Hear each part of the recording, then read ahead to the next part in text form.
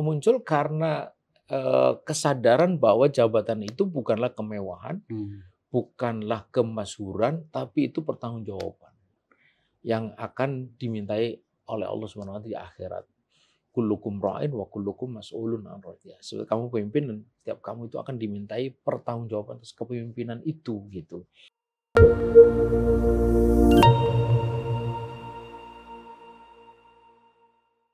Bismillahirrahmanirrahim. Assalamualaikum warahmatullahi wabarakatuh. Waalaikumsalam warahmatullahi wabarakatuh. Pemirsa yang dirahmati Allah Subhanahu wa taala, kembali kita bertemu dalam program Focus to the Point.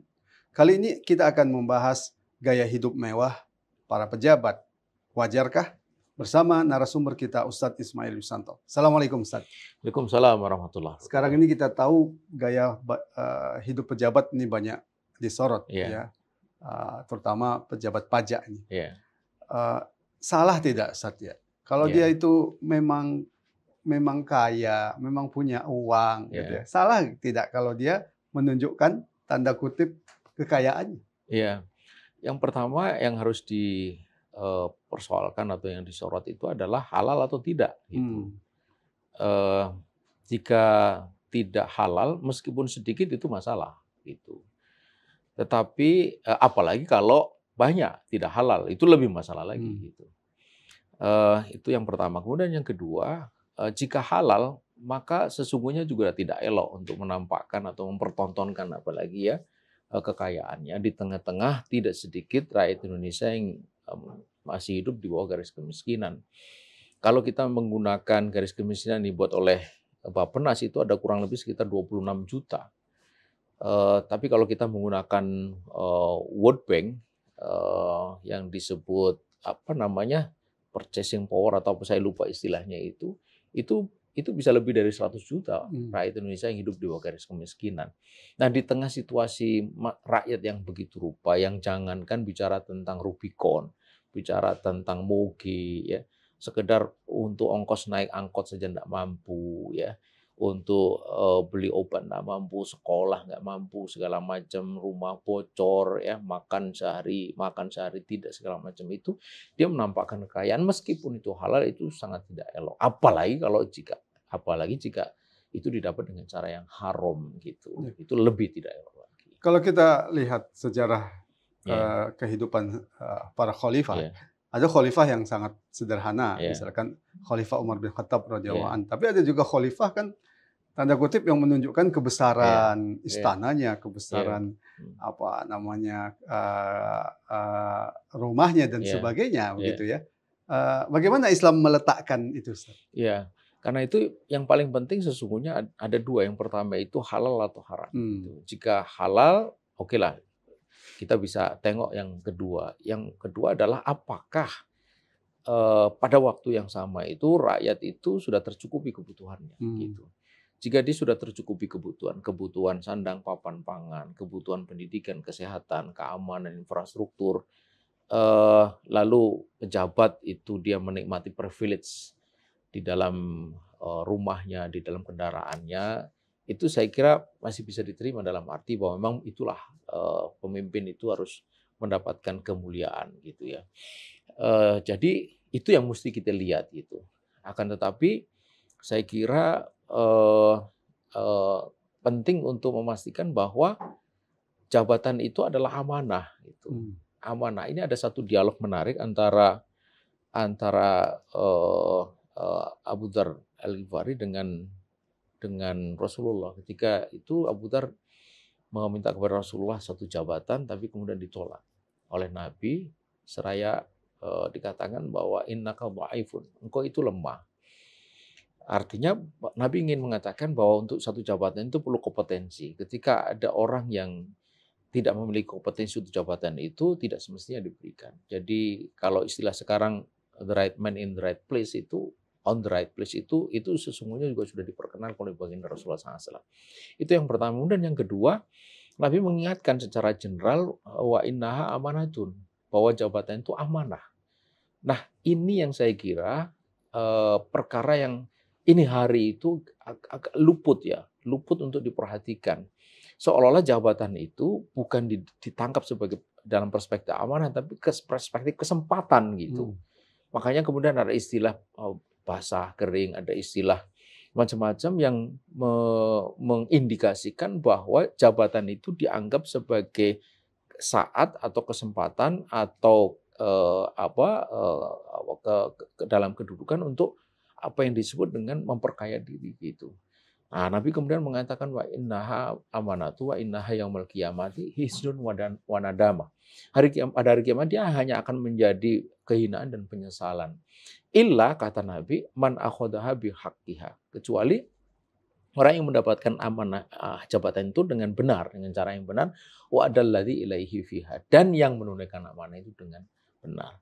Nah, jika ini hari jabatan itu justru digunakan untuk memperkaya diri, korupsi, melakukan penyimpangan, abuse of power segala macam, itu yang akan pasti bermasalah di akhirat. Dan itu bisa terjadi pada diri siapapun gitu, termasuk juga dalam kehidupan Islam atau dalam sistem Islam.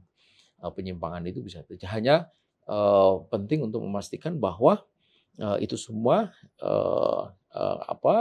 akan menjadi pertanggungjawaban di hadapan Allah SWT. Kalau kita lihat kan Islam itu sangat hati-hati ya terkait dengan jabatan itu, sampai-sampai seorang yang telah menjabat suatu jabatan di dalam Islam itu tidak boleh menerima hadiah. Ya, jadi kalau kita lihat kan luar biasa, tidak boleh menerima hadiah kecuali sebelumnya memang dia telah biasa menerima hadiah dari orang tersebut. Apa yang kita bisa tangkap dari kebijakan Islam seperti itu? Itu kebijakan yang kalau dalam bahasa sekarang itu dengan istilah gratifikasi. Ada dua sebenarnya, gratifikasi dan juga suap.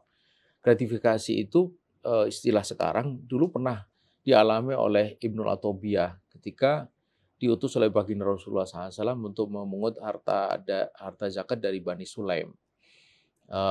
Kembali beliau mengatakan kepada Nabi, ini harta zakat, wahadi hadiatun udiyat li, kata dia. Dan ini hadiah untuk diberikan kepada aku, dihadiahkan kepada aku. Nabi meradang mendengar itu, seraya mengatakan bahwa kalau begitu kau di rumah saja. Maksudnya mungkin enggak kalau dia di rumah itu mendapatkan hadiah, kan enggak. Artinya hadiah itu diberikan berkenaan dengan jabatan dia. Ini gratifikasi gitu. Kemudian gratifikasi tidak boleh. Mengapa? Karena ini akan merusak mentality gitu. Dia akan tidak bisa mengambil policy atau kebijakan itu dengan benar, dengan tegas. Dan ini akan merusak kepemimpinan atau merusak tugas pokok dan fungsi dari jabatan itu. Jadi maunya Islam itu orang itu memimpin itu dengan benar gitu, bukan dipengaruhi oleh katakanlah like and dislike akibat misalnya dia menerima hadiah itu gitu.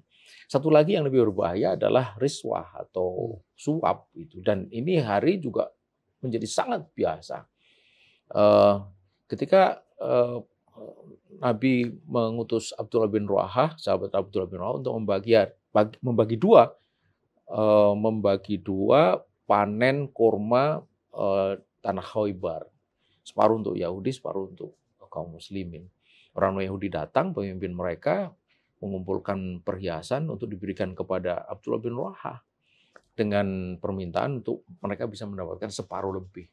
Dan tawaran itu atau iming-iming ditolak keras oleh Abdullah bin Rawahah. Sampai mereka terkagum-kagum melihat sikap itu, kemudian mengatakan karena sikap Abdullah bin Rawahah itulah langit tetap tegak gitu.